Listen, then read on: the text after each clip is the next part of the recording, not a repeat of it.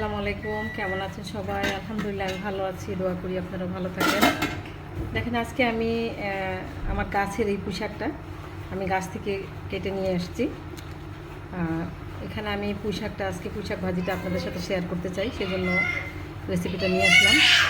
তো আমি এখানে দেখেন পুঁইশাকটা কেটে ধুয়ে নিয়েছি ভালো করে। এখানে আমি পেঁয়াজ রসুন, পেঁয়াজ রসুন কাঁচামরিচ এগুলো দিয়ে লবণ দিয়ে আমি এটা আগে সিদ্ধ করে নিব।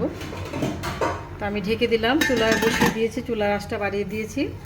আমার সাথে থাকবেন আশা করি। দেখেন শাকটা সিদ্ধ হয়ে গেছে আমার, দেখুন পানি নাই নিচে একদমই। তারপর আমি আরেকটু শুকনা শুকনা করে নিব।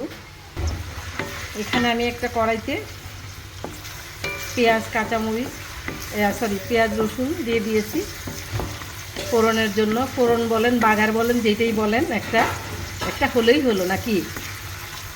তো ওইটা আমি দিয়ে দিলাম একটু লাল করে, তারপর আমি দিব। দেখেন এই যে আমি ভাজিটা পেঁয়াজ রসুন লাল করে নিয়েছিলাম একটু, তো আমি দিয়ে দিয়েছি এখানে প্রায় কড়াইতে। ভাজিটা হয়ে গেছে।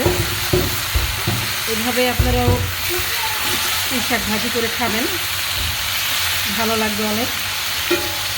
ভাজি করে খেয়ে দেখবেন কেমন লাগে। ভালো লাগলে অবশ্যই লাইক শেয়ার করবেন, কমেন্ট করে জানাবেন। ভালো থাকবেন। আল্লাহ হাফিজ। আসসালামু আলাইকুম।